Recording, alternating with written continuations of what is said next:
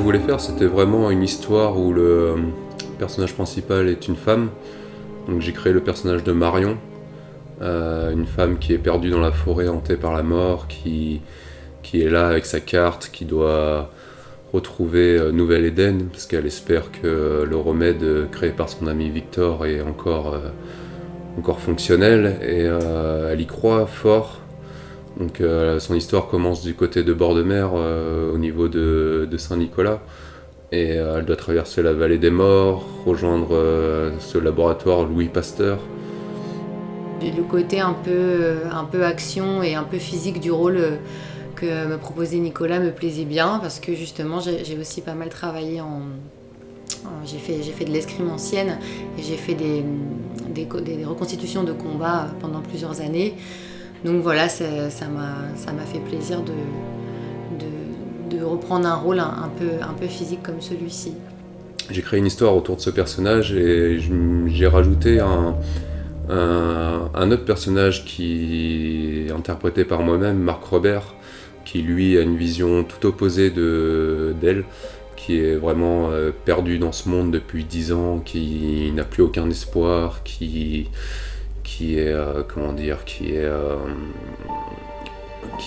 ne croit plus tout simplement à ce qu'on peut s'en sortir, que les zombies sont là, que les morts-vivants sont là, qu'ils sont en marche, qu'il n'y a plus de remède, qu'il n'y a plus d'armée, qu'il n'y a plus rien. Et il entretient sa maison en forêt, et le personnage de Marion finit par tomber dessus. Et j'ai créé une histoire où les deux se connaissaient déjà en fait. Et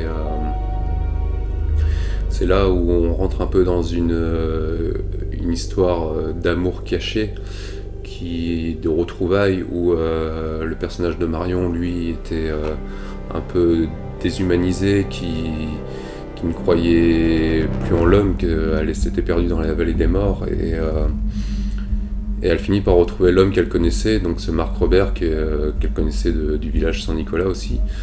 Et Marc Robert, lui, c'est pareil,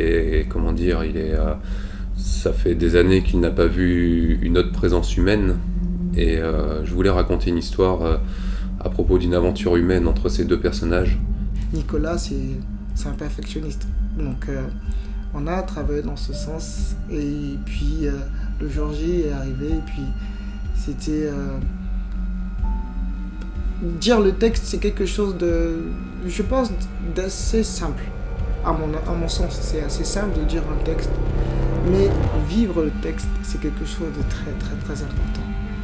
Et dans un film de genre qui est vraiment science-fiction, et c'est là où je me suis dit que je voulais pas juste faire un film de zombies, et j'ai rajouté une touche de science-fiction qui vient vraiment à travers le personnage de Fabien. C'est assez impressionnant de voir le lieu de tournage classique et tout ce qui a pu être rajouté avec le staff ensuite, par ce fond vert et tout. Quand je regarde moi-même la vidéo, je me dis mais où j'étais en fait? C'est un truc de fou, vraiment, c'est incroyable à voir. Ce personnage, c'est là où on a vraiment une touche de science-fiction pour la fin qui amène un vrai twist final que faut toujours pas spoiler, mais il y a une autre chose qui rentre en jeu sur les notions de réalité. Il y a quelque chose de très intéressant mais hyper chaud en même temps, c'est que mon rôle, c'est compliqué d'en parler. Je vais vous dire en une phrase. Je dois faire venir les personnages principaux dans mon monde, dans le monde de Fabien, dans le monde de Zombie-Love. Et vas-y pour vendre ça, quoi. Quand on me dit ouais Alex, c'est quoi ton rôle dans Zombie-Love, c'est tout ce que je peux vous dire. Le personnage de Marc Robert, lui, c'est quelqu'un qui a complètement perdu les notions de la réalité, qui est perdu dans ce monde, qui ne distingue plus, il est entre la vie et la mort. C'est au final qui est le mort-vivant, est-ce que c'est vraiment le zombie ou est-ce que c'est Marc Robert tout simplement?